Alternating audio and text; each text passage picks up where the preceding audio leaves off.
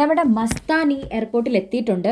കഴിഞ്ഞ വട്ടം വന്നപ്പോൾ ഏറ്റവും കൂടുതൽ ട്രോളുകളെ ഭയന്ന് 2 മണിക്കൂറോളം എയർപോർട്ടിൻ്റെ അകത്തിരുന്ന് മാസ്ക് വെച്ച് ഇറങ്ങി വന്നൊരു വ്യക്തിയാണ് മസ്താനി. അപ്പോൾ മസ്താനി വെളിപ്പെടുത്തിയത് എന്താണെന്ന് വെച്ച് കഴിഞ്ഞാൽ പല ആൾക്കാരും അവിടെ ഇങ്ങോട്ട് വരാൻ പേടിച്ചിരിക്കുകയാണ്. ഒബ്വിയസ്ലി ശൈത്യായിരിക്കും, പിന്നെ ആദില നൂറ, ഇവർ 3 പേരിൽ അല്ലാണ്ട് വേറെ ആർക്കാണ് ഇപ്പോൾ ഇങ്ങോട്ട് വരാൻ പേടി. ബിൻസി ഓൾറെഡി വന്നു, ഇപ്പോൾ റന ഫാത്തിമ ബിന്നിയൊക്കെ ഓൾറെഡി എല്ലാം ഫേസ് ചെയ്ത് കഴിഞ്ഞു. അപ്പോൾ ഇനിയിപ്പോൾ അവർക്ക് വരാൻ വേണ്ടി ഈ വട്ടം പോയിട്ട് അവർ പ്രത്യേകിച്ചൊന്നും കാണിച്ചിട്ടില്ല. അപ്പോൾ പേടിച്ചിരിക്കുന്ന ആൾക്കാർ ഒബ്വിയസ്ലി ഈ പറയുന്ന പോലെ ആദില നൂറ അതേപോലെ ശൈത്യ ആവാനാണ് വഴി.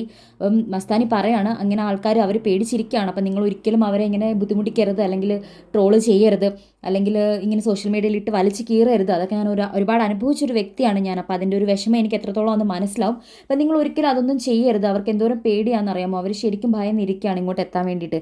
ശരിക്കും അവരുടെ കയ്യിലിരിപ്പോണ്ടാണ്, പക്ഷേ സോഷ്യൽ മീഡിയയിൽ ഇങ്ങനെ ഇട്ട് വലിച്ച് കയറേണ്ട ആവശ്യവുമില്ല. അങ്ങനെ അങ്ങ് ഓവറായിട്ട് ഒരു നമ്മൾ സ്ട്രെസ്സ് കൊടുത്താൽ തന്നെ അവരുടെ മാനസികാവസ്ഥ എന്തോരം അത് ബാധിക്കും. അപ്പം എന്തായാലും അനുമോള് ജയിച്ചു. അപ്പം നമ്മൾ പല ആൾക്കാരും ഉദ്ദേശിച്ചതുപോലെ തന്നെ കാര്യങ്ങൾ നടന്നു. അപ്പോൾ പിന്നെ ബാക്കിയുള്ളവർ പറഞ്ഞതും കേട്ടതും ആയിട്ടുള്ള കാര്യങ്ങളിൽ ഇനിയും ഇട്ട് വലിച്ചു കീറുമോ അല്ലെങ്കിൽ ബുദ്ധിമുട്ടുണ്ടാക്കുമോ, അവരെ ട്രോളുമോ ഒക്കെ ചെയ്ത് കഴിയുമ്പോഴത്തേക്കും അവർക്കത് ഭയങ്കര ഒരു മാനസിക സംഘർഷം ഉണ്ടാക്കും. അപ്പോൾ അനുമോള് ജയിച്ചതിനെക്കുറിച്ചുള്ള അഭിപ്രായം മസ്താനോട് ചോദിക്കുമ്പോൾ പറയുകയാണ്, തീർച്ചയായിട്ടും അനുമോള് ജയിക്കണമെന്ന് തന്നെയാണ് ഞാൻ ആഗ്രഹിച്ചത്.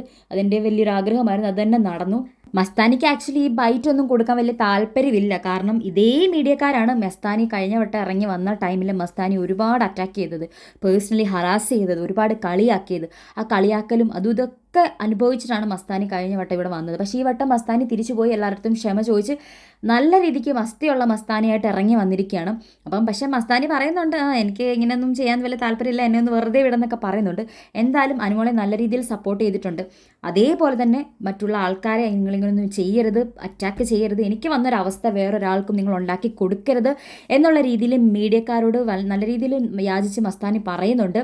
അപ്പം ഇനി അവരെന്നാണ് വരുന്നത്, എന്തായാലും ഈ മീഡിയക്കാരുടെ അറ്റാക്ക് ഇല്ലാത്തൊരു ദിവസം ആരും അറിയാതെ വരാനായിരിക്കും അവരുടെ പ്ലാൻ. ശരിക്കും അനുമോളായിരുന്നു പറഞ്ഞിരുന്നത് ഇങ്ങനെ വരത്തില്ല, ഇവർ മീഡിയക്കാർ അറിഞ്ഞുകൊണ്ട് വരത്തില്ല, അവരില്ലാത്ത സമയത്തെ ഞാൻ വരാൻ ശ്രമിക്കത്തുള്ളൂ എന്ന് പറഞ്ഞത് അനുമോളായിരുന്നു. പക്ഷെ അതേ അവസ്ഥ വന്നതിപ്പോൾ ബാക്കിയുള്ള അനുമോളെ ചതിച്ച അല്ലെങ്കിൽ അനുമോളുടെ കൂട്ടുകാരികളായിട്ട് നിന്ന് അനുമോളെ കുറ്റം പറഞ്ഞ ആൾക്കാർക്ക് ആ ഒരു അവസ്ഥ വന്നു.